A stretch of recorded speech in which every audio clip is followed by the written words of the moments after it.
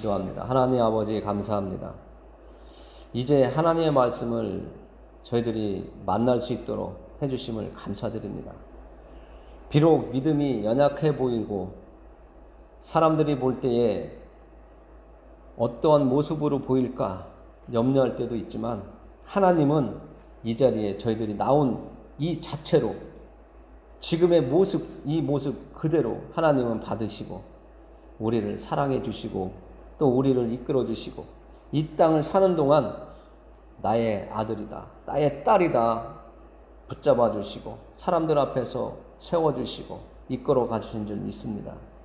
오늘도 하나님의 말씀을 들을 때에 한 말씀이라도 흘려보내지 않도록 우리에게 하나님의 말씀을 잘 들으려고 하는 마음을 주시고 오늘 또 말씀이 선포될 때에 제자들의 모습처럼 우리가 행동하지 않도록 더 큰 믿음을 가진 저희들이 될 수 있도록 믿음을 주옵소서.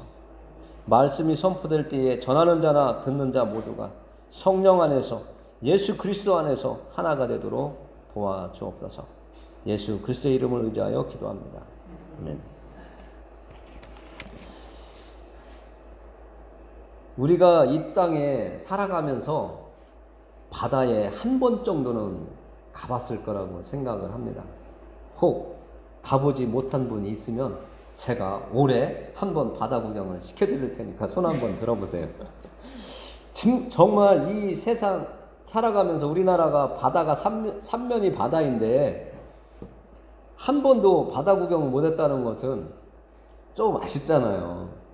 성경 이야기를 우리가 나눌 때에도 바다 이야기, 큰 물결, 바람, 뭐 이런 이야기를 많이 하는데 내가 눈으로 바다를 한 번이라도 봤을 때와 안 봤을 때는 이 상상으로 이렇게 이해가 안 되거든요. 한마디로 하나님의 말씀이 나에게 들려오더라도 내가 그 말씀을 듣고 이해가 되고 깨달아져야 되는데 정말 힘든 거예요. 미국이라는 데 가면 이렇더라. 저쪽 스위스에 가니까 산도 크다더라. 막연하잖아요. 얼마나 크지? 뭐 중국에 가니까 버스를 타고 하루 종일 가는데도 옥수수 밭만 나오더라. 우리가 상상하기가 어렵잖아요. 그러나 갔다 온 사람 앞에서 옥수수밭 이야기하고 스위스의 만년설에 대해서 이야기를 하면 그래 맞아 거기 있어 하면 금방 받아들이거든요. 그것처럼 우리가 오늘 제자들과 예수님이 갈릴리 호수인데 바다라고 이제 지칭을 하니까 그 큰 호수를 지나가다 보니까 오늘 생각지 않았던 일들이 막 벌어지거든요. 우리가 텔레비전으로만 보는 그 바다의 모습, 태풍이 몰려와서 해일이 일어나서 바닷가에 사는 사람들에게 큰 피해가 일어나고 나무가 뽑히고 간판이 떨어지고 배가 침몰됐다. 이런 이야기를 들어도 그냥 화면으로 보고 소리로 듣는 건데 내 눈으로 직접 볼 때에는 이건 상황이 다르거든요. 받아들이는 것이 하늘과 땅이라고 하잖아요. 요즘에. 그런 것처럼 우리가 오늘 바다 이야기를 해야 되는데 그래서 여러분들에게 바다 이야기를 꺼내는 겁니다. 바다에 가보셨는가? 바다에 가면 그 넓은 초록빛 바다에 정말 너무나 평온할 때 우리가 가니까 바다는 정말 아름답다, 멋있다, 고요하다 이렇게 하지만 그 바다에 바람이 불기 시작하면 이건 우리가 생각할 수 없는 놀라운 상황으로 바뀐단 말이죠. 그래서 우리가 바다에 태풍이 몰아서 우리가 상상하는 조그만 조각배가 아니라 큰 배들이 좌초됐다. 그 태풍을 피하려면 항구로 피항해야 된다. 이런 이야기를 뉴스에서 듣습니다. 오늘 예수님과 함께 제자들이 바다를 건너가기 시작했습니다. 예수님께서 제자들에게 우리가 저편으로 건너가자 하니까 제자들이 예수님을 모시고 바다를 건너가기 시작한단 말이에요. 건너가는데 37절에 보니까 오늘은 제가 준비하면서 이 단어가 눈에 들어오더라고요. 37절 우리 같이 한번 읽어볼까요? 큰 광풍이 일어나며 물결이 배에 부딪혀 들어와 배에 가득하게 되었더라. 이 광풍이라는 것을 생각하다가 바다에서 항상 살아가는 사람들은 어떻게 살아갈까?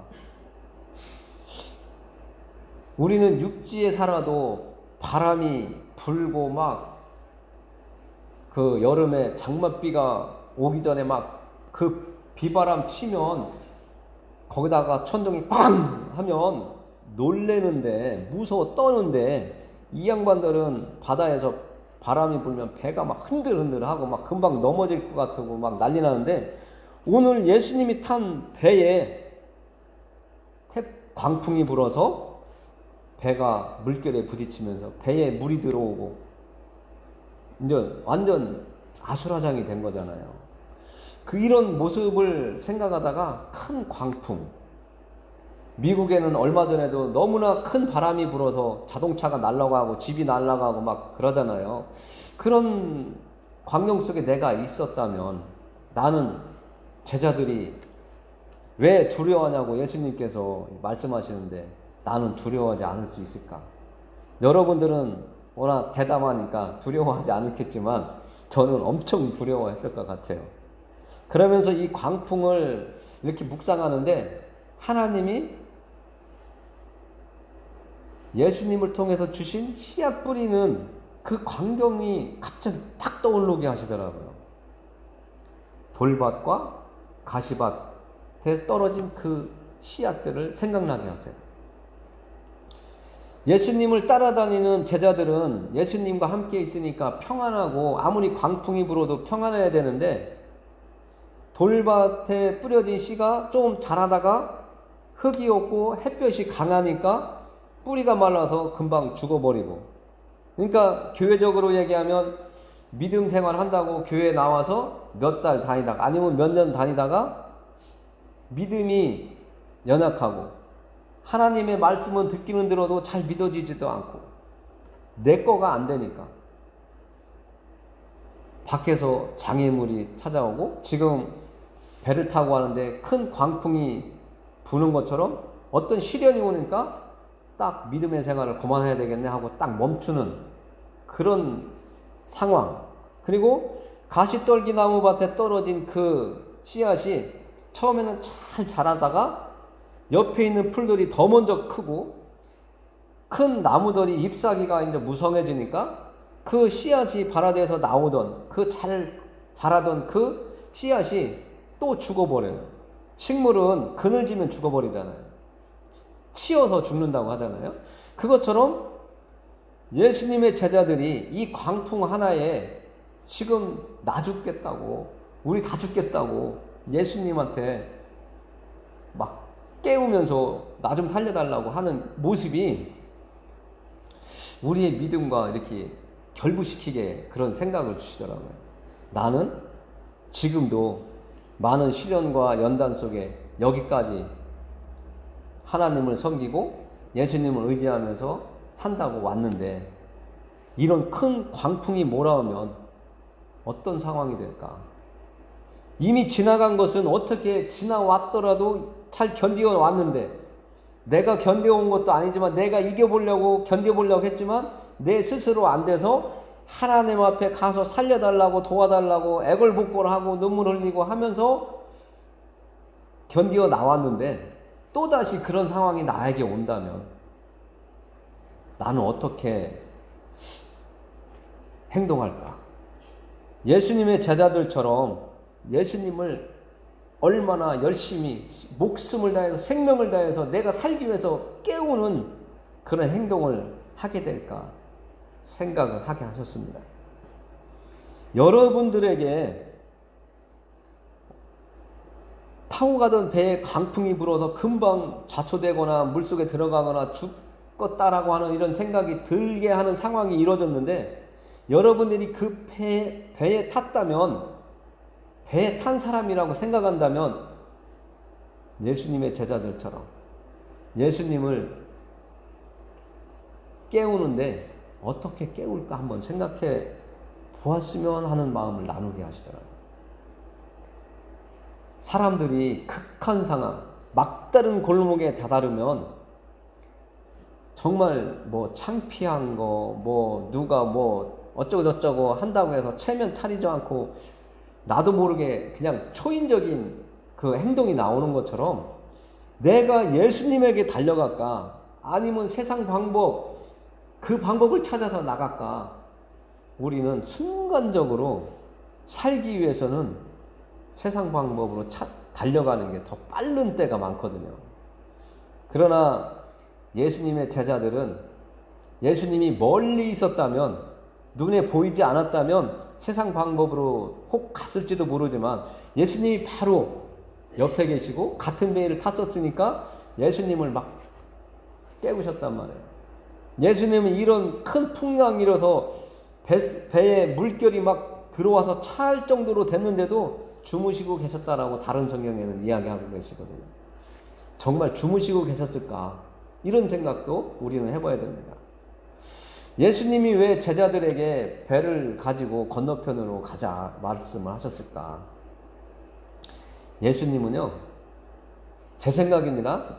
예수님의 제자들을 한번 테스트 하신 것 같아요. 얼마나 너희들이 믿음이 좋은가? 테스트 하시지 않았을까? 우리에게도 하나님은 시험하지 않는다고 하셨지만 우리의 믿음이 더 성장하게 하시기 위해서 우리를 시험하실 때가 있습니다. 우리의 믿음이 얼마나 견고하고 제대로 잘 서 있는가 확인하시기 위해서 우리를 시험하세요.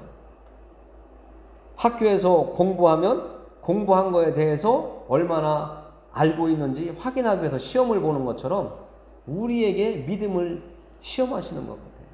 오늘 그 상황이지 않을까 그런 생각을 했습니다. 이건 제 얘기입니다. 그래서 이 제자들은 이제 더 이상 어떤 방법이 없어요. 배에 물이 차면 계속 퍼내도 더 이상 자기들이 할 수 있는 능력 이상이다 생각되니까 예수님을 깨운 거란 말이에요. 우리는 이 상황에서 제자들이 끝까지 버티다가 예수님을 찾은 이 광경을 보면 우리는 깨달아야 돼요.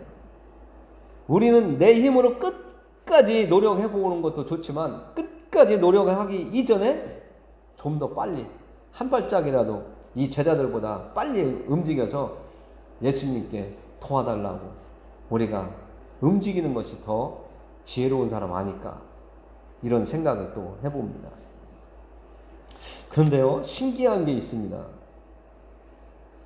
39절에 보면 이런 말씀을 또 예수님께서 이렇게 우리에게 만나게 해주시는데요. 우리 같이 읽어보겠습니다. 39절. 예수께서 깨어 바람을 꾸짖으시며 바다더러 이르시되 잠잠하라 고요하라 하시니 바람이 그치고 아주 잔잔하여 지더라. 우리 상식으로 우리가 예수님을 안 믿고 하나님을 안 섬기는 사람이라고 생각했을 때 이 말씀이 믿어지냐고요. 우리는 지금 교회 생활을 1년, 2년, 뭐 20년, 30년 했으니까 그냥 이 말씀 예수님이 하셨으니까 당연히 그렇게 됐겠지 하고 받아들여지지만 예수님과 같이 다녔던 제자들도 아직 3년이 안 됐어요. 얼마 안 됐단 말이에요. 어릴 적부터 경험한 것도 아니고. 잠잠하여 지는 이 모습을 보면서 어떤 생각을 했을까?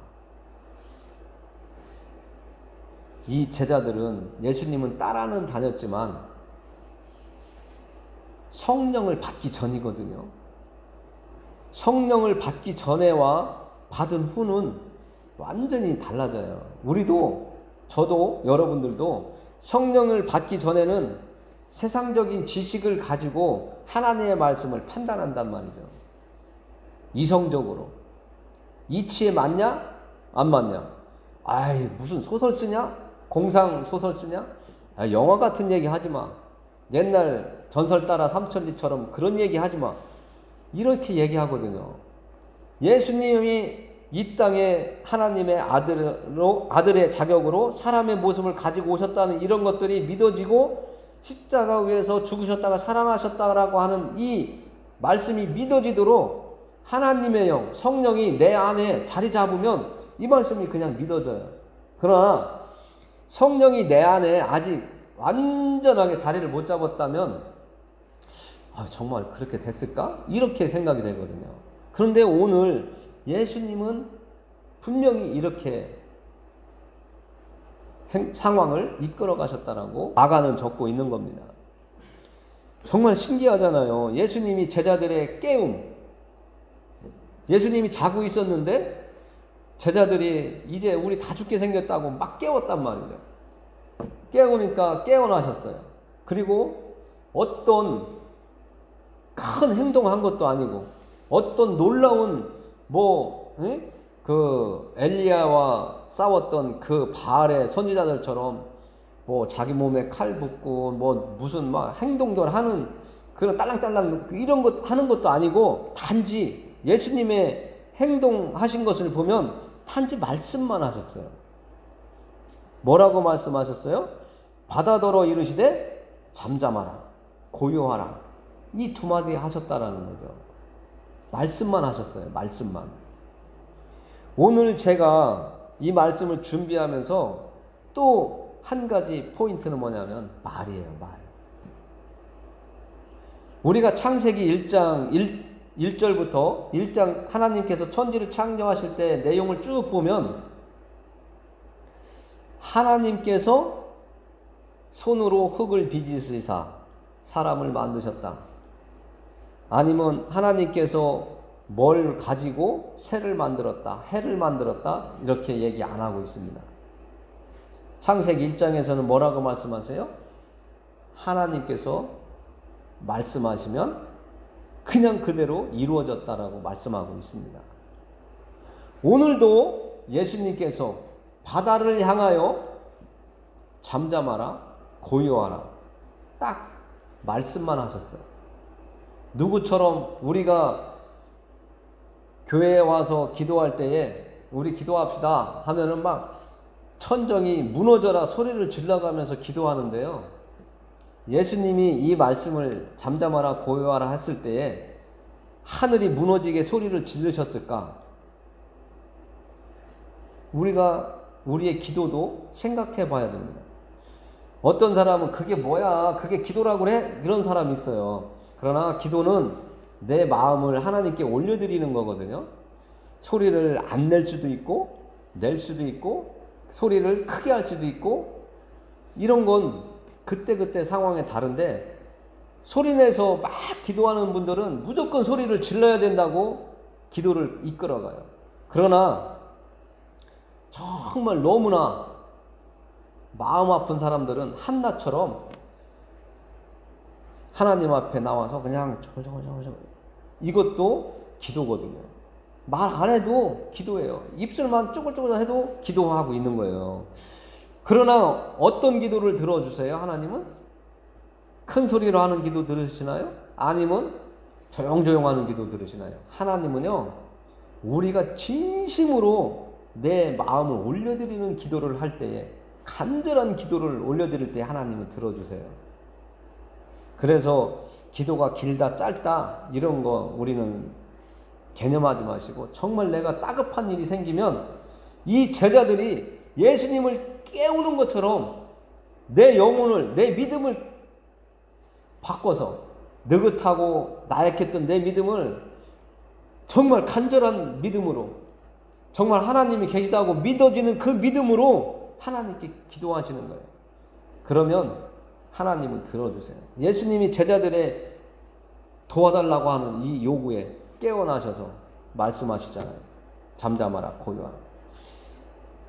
길다고 안 해요. 예수님 딱 두 마디 하셨잖아요. 잠잠하라, 고요하라. 그랬더니 어떻게 됐어요? 큰 광풍이 그치고 아주 잔잔하여지더라. 그래서 우리는 말이 중요해요. 말이.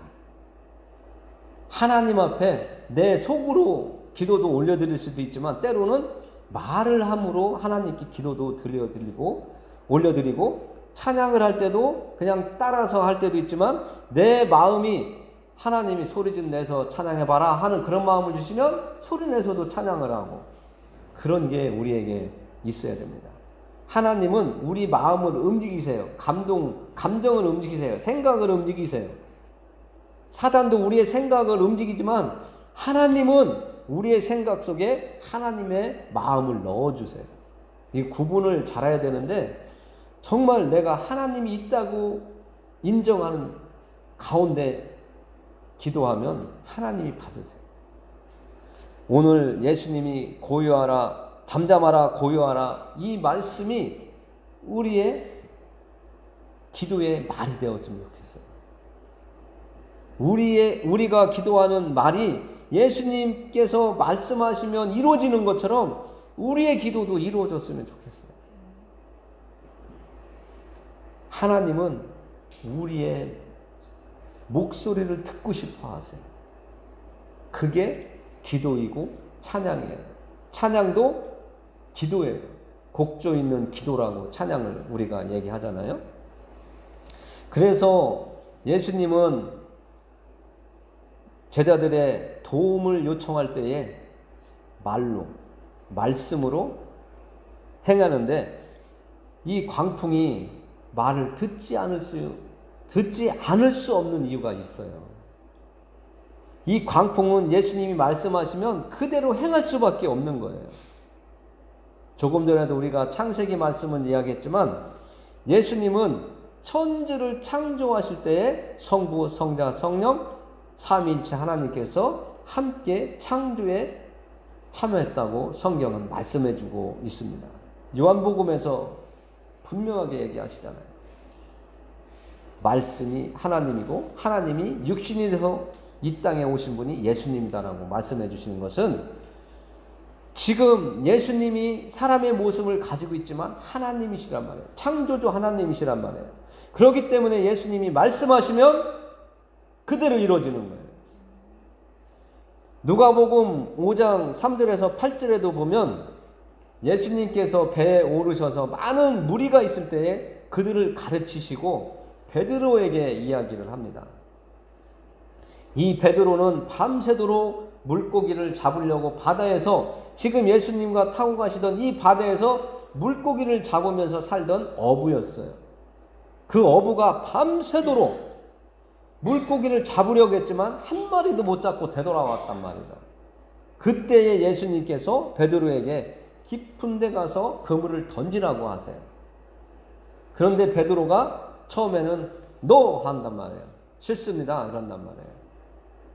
그런데 잠시 후에 이 베드로가 예수님께서 말씀하시니까 말씀에 의지해서 제가 가서 그물을 던지겠습니다 하고 고기를 잡으러 가서 그물을 던졌어요.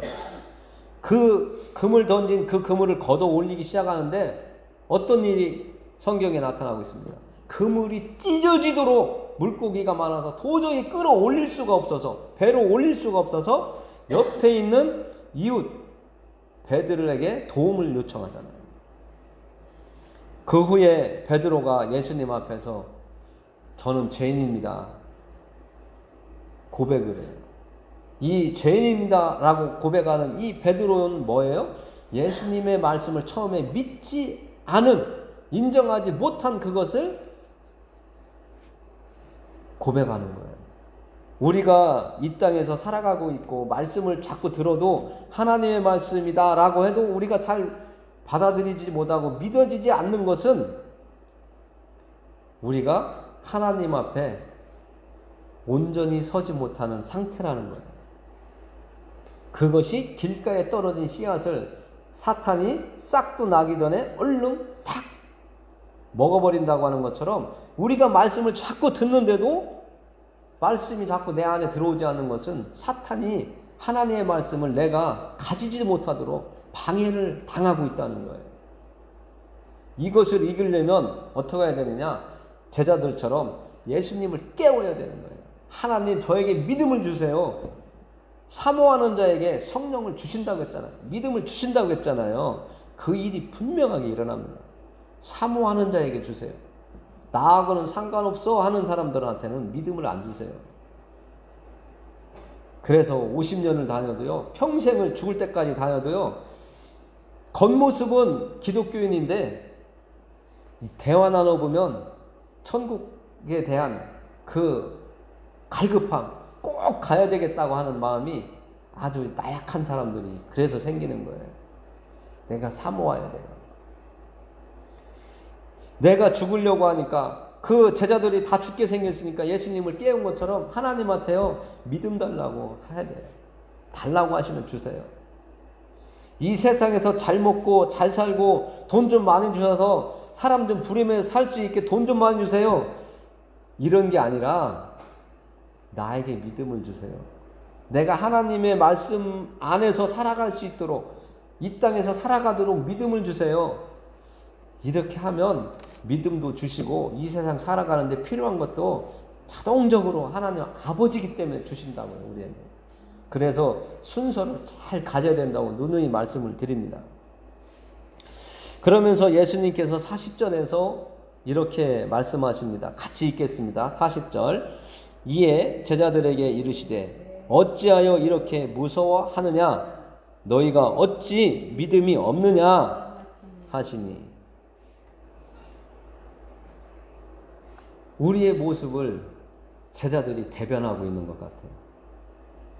저도 섰다 하는 믿음, 흔들리지 않는 믿음이 다 이렇게 생각했던 적이 있어요. 그런데 아니더라고요. 그건 제 자만이었고 교만함이었어요. 오만이었어요. 착각이었어요. 우리는 항상 하나님 앞에서 온유하고 겸손해야 됩니다. 낮아져 있어야 돼요. 하나님, 예수님, 저요 하나님 없으면 저 못 살아요. 예수님 없으면 저 못 살아요. 이런 어린아이와 같은 마음으로 살아야 돼요. 그래서 예수님이 말씀하시잖아요. 어린아이 같은 마음이 우리에게 있어야 된다고. 순수한 믿음. 이해타산 따지지 않고 세상적인 방법으로 칼질하면서 조각조각 이렇게 분별하지 않고 하나님의 말씀을 그냥 받아들일 수 있는 순수한 믿음을 우리에게 요구하신단 말이에요. 그것이 큰 믿음이 될 수 있습니다. 예수님의 제자들에게 예수님께서 이 무서워하는 이 상황을 보면서 믿음이 적다고 하잖아요. 예수님과 함께 있는데도 나 죽겠습니다 깨우는 그 모습이 믿음이 적은 자래요. 우리는 예수님이 항상 동행해 주신다고 했잖아요. 우리는 항상 승리하고 승리의 개가를 부르는 사람이 되어야 됩니다. 그러면 예수님께서 제자들에게 말씀하신 것처럼 믿음이 없느냐가 아니라 그래 너의 믿음이 조금씩 자라고 있는 것을 보니까 참 기쁘다 이렇게 우리에게 칭찬해 주시지 않을까 생각을 합니다. 정말 우리가 이 세상 사는 동안 예수님 끝까지 잘 붙잡고 믿음의 길 가기를 원합니다. 기도하시겠습니다. 우리가 사방으로 우겨쌈을 당하여도 쌓이지 아니하며 답답한 일을 당하여도 낙심하지 아니하며 박해를 받아도 버림받지 아니하며 거꾸로 뜨림을 당하여도 망하지 아니하고 하나님 아버지 지금 읽은 말씀처럼 우리의 삶이 되기를 원합니다. 어떠한 상황 속에서도 하나님의 말씀을 생각하고 하나님의 사랑을 생각하고 하나님의 은혜를 생각하면 우리의 마음이 담대해지게 하나님 도와주옵소서. 그리고 예수님이 우리와 항상 동행해 주신다고 하신 말씀을 우리가 마음속에 새기고 살아갈 수 있도록 우리에게 믿음을 주옵소서. 연약한 저희들입니다. 하나님 도와주시옵소서. 더 큰 믿음을 가진 자가 될 수 있도록 더 하나님을 기쁘시게 해드릴 수 있는 저희들의 믿음이 될 수 있도록 도와주시옵소서. 예수 그리스도의 이름을 의지하여 기도합니다. 아멘.